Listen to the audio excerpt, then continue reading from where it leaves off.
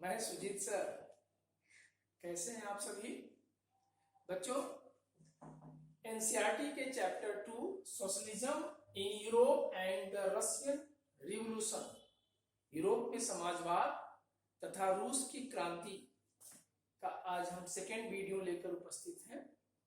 First video में हमने 19वीं सेंचुरी की जो समाज में परिवर्तन है, एक तरह से फ्रांस की क्रांति के बाद समाजवादी विचारधारा को तीन विचारधाराओं में बांटा: रेडिकल्स, लिबरल्स एंड कंजर्वेटिव।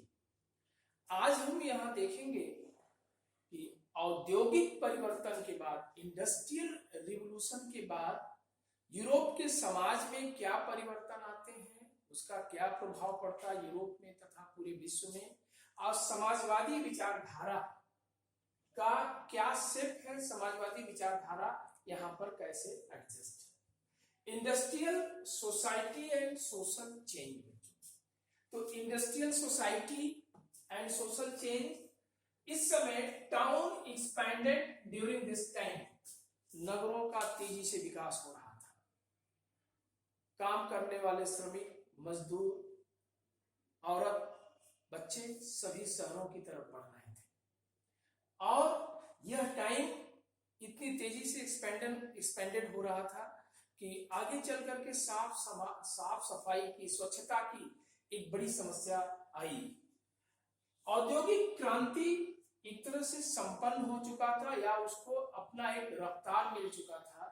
जो औद्योगिक क्रांति, इंडस्ट्रियल रिवॉल्यूशन, ब्रिटेन से स्टार्ट हुआ, अब वो पूरे यूरोप में फैल चुका है और फैक्ट्री सिस्टम स्टार्टेड।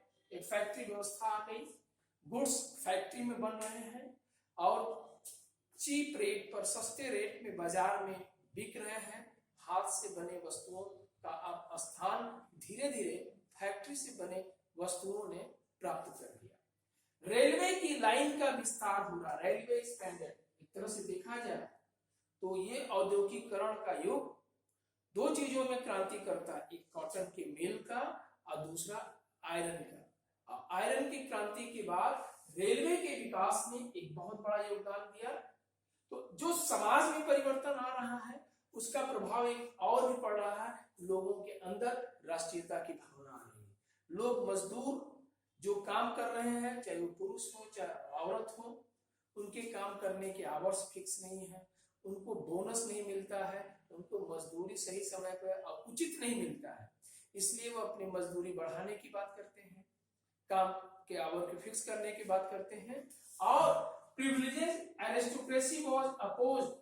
जो कुलीन वर्ग के पास, कुलीन तंत्र के पास, कुलीन वर्ग क्या होता है बच्चों? निरंकुश तंत्र, जिस पर किसी प्रकार का अंकुश ना हो, राजशाही की व्यवस्था को अरिस्टोक्रेट करते हैं, जहां राजा के पास सारा पावर हो और फ्यूडल्स जो सामंतवादी मूल्य होते हैं, इसका इनके पास जो प्रिविलेजेस थे, जो उनके विशेषाधिकार थे, इसका जबरदस्त समाज में विरोध हो रहा है।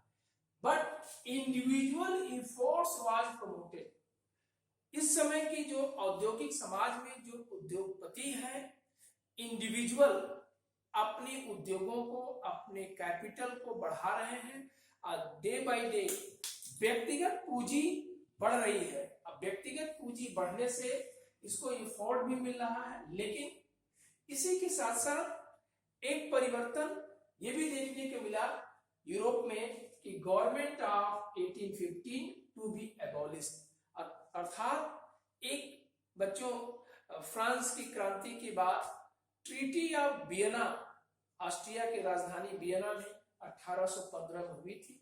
इस समय जो गवर्नमेंट बनी वो एक तरह से फिर से मोनार्की रीएस्टैब्लिश हुई। हालांकि मोनार्की अब थोड़ा सा परिवर्तन चाहते हैं। किस तरह से? कि राजशाही परिवर्तन चाहते हैं, लेकिन रेडिकल विचारधारा से नहीं, लिबरल विचारधारा से नहीं। वह अपनी राजशाही को, अपनी सत्ता को, अपनी पूंजी को छोड़ना नहीं चाहते हैं। तो इसका भी विरोध हो रहा है, टू बी एबॉलिश्ड, हर जगह विरोध हो रहा है और राष्ट्रवाद बहुत तेजी से इमर्ज कर रहा है। ये वही समय है जब जर्मनी में जर्मनी का यूनिफिकेशन हो रहा है, राष्ट्रीय एकीकरण की बात बहुत तेजी से चल रही है। ये वही समय है जब राष्ट्रवाद को हवा इंग्लैंड में मिली तो इंग्लैंड का इटली में यूनिफिकेशन की बात बहुत तेजी से चली, जर्मनी में नेशनल यूनिफिकेशन की बात बहुत तेजी से चली। तो यूनिफिकेशन ऑफ इटली में मैजिनी का बहुत बड़ा योगदान था, गैरिबाल्डी का बहुत बड़ा योगदान था, कैबूर का बहुत बड़ा योगदान था। उसने राष्ट्रवाद को मजबूती प्रदान किया और औद्योगिक समाज के द्वारा पूंजीपतियों के हाथ में जो पूंजी कलेक्ट हो रहा था उसका विरोध हो रहा है। ऐसे समय में राष्ट्रीयता की भावना बहुत तेजी से जन्म ले रही थी। ये रूस की क्रांति के पहले का वह समाज है। इतना सब कुछ होने के बाद, ये तो औद्योगिक समाज से परिवर्तन हुआ, इंडस्ट्रियल क्रांति आने के बाद, फैक्ट्री के युग के आने के बाद ये परिवर्तन हुआ। दूसरी तरफ हम the coming of socialism in Europe में समाजवाद के आने के बाद क्या परिवर्तन हुआ। जब समाजवादी विचारधारा पूरे यूरोप में आई तब क्या इसमें परिवर्तन है, हम इसको फोकस करेंगे। Socialism, vision to structure and equal society. समाजवाद पहले चाहता है कि समाज इक्वल, समानता के आधार पर आधारित हो और जो औद्योगिक समाज है जिसके हाथों में पूंजीपतियों के हाथ में जो औद्योगिक समाज है उसका विरोध होता। Socialist were against private property के विरोधी है। जो कैपिटलिस्ट या इंडस्ट्रियलिस्ट जो पूंजी अपने हाथ में संकेंद्रण कर रखा है उसको लगता है कि इस पूंजी को बनाने में, समाजवादी विचारधारा का एकदम बिल्कुल क्लियर कॉन्सेप्ट है कि इस पूंजी को बनाने में, औद्योगिक समाज को बनाने में खास तौर से मजदूर वर्ग का हाथ है। तो उत्पादनशील वर्ग कौन है? मजदूर। और मजदूरों के पास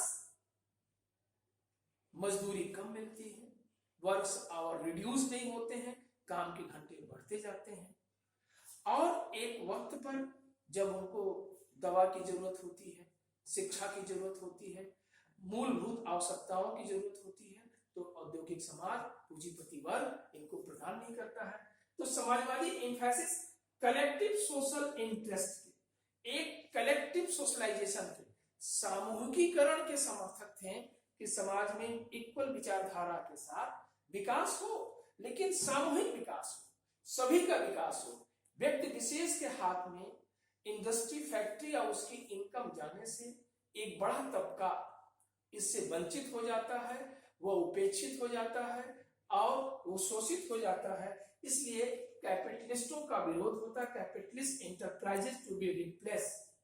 कुछ इस समय की विचारधारा है बच्चों, कुछ ऐसे औद्योगिक वर्ग है, कुछ ऐसे दार्शनिक है या कुछ ऐसे औद्योगिक पूंजीपतियों के वर्ग से निकल करके सोशलिस्ट आते हैं, जिसमें नाम आता है रॉबर्ट ओवन का, इंग्लैंड से बिलोंग करते हैं, लुइस ब्लांक जो फ्रांस से बिलोंग करते हैं। ये कलेक्टिव सोशलाइजेशन के समर्थक हैं। ये चाहते हैं कि समाज में सामूहिकीकरण के द्वारा आर्थिक विकास हो, औद्योगिक विकास हो और इससे क्या होगा, कलेक्टिव विकास से मजदूरों को भी और नीचे के तबकों को भी उनको अधिकार मिलेगा, आर्थिक रूप से वो उपेक्षित नहीं समझेंगे। व्यक्ति विशेष के हाथ में इंडिविजुअल प्रॉपर्टी हो जाने से दिक्कतें क्या है कि एक व्यक्ति का विकास हो रहा है, समाज का विकास नहीं हो रहा है और समाज का वो उत्पादनशील वर्ग जो मजदूर वर्ग है वो पीड़ित हो रहा है। इसलिए ये लोग आगे चल करके कार्ल मार्क्स और इनके फ्रेंड्स एंजेल साहब जो जर्मनी से संबंध रखते हैं, 19वीं सेंचुरी के अंत तक आते आते कार्ल मार्क्स ने अपने बुक्स कम्युनिस्ट मैनिफेस्टो में, दास कैपिटल में इस मजदूर वर्ग के, सर्वहारा वर्ग के जबरदस्त समर्थक हो जाते हैं और प्राइवेट प्रॉपर्टी के, कार्ल मार्क्स प्राइवेट प्रॉपर्टी के जबरदस्त विरोधी है। एक समाजवादी विचारधारा को शेप देने में, उसको आकार देने में सबसे बड़ा योगदान कार्ल मार्क्स की विचारधारा से मिलता है। यहीं से मजदूरों की क्रांति एक नया रूप ले लेती है और यह क्रांति परिवर्तन की बात करती है, अपने अधिकार की बात करती है, राजनीतिक अधिकार की बात करती है और ये भी डिमांड करती है कि हम उत्पादनशील वर्ग जो जिनके बल पर औद्योगिक समाज या पूंजीपतियों का समाज आगे की तरफ बढ़ा है, अगर हम न हो तो श्रमिक वर्ग न हो तो ये बेकार हो जाएंगे। अतः श्रमिक वर्ग का इनके औद्योगिक समाज के विकास में, पूंजियों के विकास में बहुत बड़ा योगदान है। अतः हमें अधिकार मिलना चाहिए, प्राइवेट प्रॉपर्टी का विरोध होना चाहिए। और इस विचारधारा को लेकर के एक बड़ी क्रांति की बात आती, जगह जगह क्रांति, समाजवादी विचारधारा यूरोप के बहुत सारे देशों में बढ़ता है, लेकिन क्या उससे कोई तख्ता पलट हुआ, कोई एक नई मजदूरों की सरकार बन पाई? अभी तक 19वीं सेंचुरी के अंत तक ऐसा देखने को नहीं मिलता है। कलेक्टिव सोशलाइजेशन का गठन जर्मनी में, इंग्लैंड में, फ्रांस में, रूस में हर जगह देखने को मिलता है। अभी 19वीं सेंचुरी के अंत तक कोई नई सरकार बनते हुए जो मजदूरों पर आधारित हो न देखने को मिली। आगे हम देखेंगे कि सोशलिज्म को सपोर्ट करते हुए ऐसी कौन से संगठन है जो अलग अलग देशों में 1870 में सेकेंड इंटरनेशनल और national bodies form in this support. समाजवाद के समर्थन में, कम्यून के समर्थन में बच्चों एक बड़ा इंटरनेशनल ऑर्गेनाइजेशन इंग्लैंड में हुआ। वो एक समर्थक है एक कम्यून के और मजदूरों का एक बड़ा वर्ग इंटरनेशनल या नेशनल बॉडीज बना करके समाजवाद को स्थापित करना चाहता है और समाजवाद के द्वारा आर्थिक समानता की बात करता है, समाज में इक्वलिटी की बात करता है। इसी प्रकार जर्मनी में सोशल डेमोक्रेटिक पार्टी एसडीपी बनती है, फ्रांस में सोशल पार्टी बनती है, ब्रिटेन में लेबर पार्टी बनती है।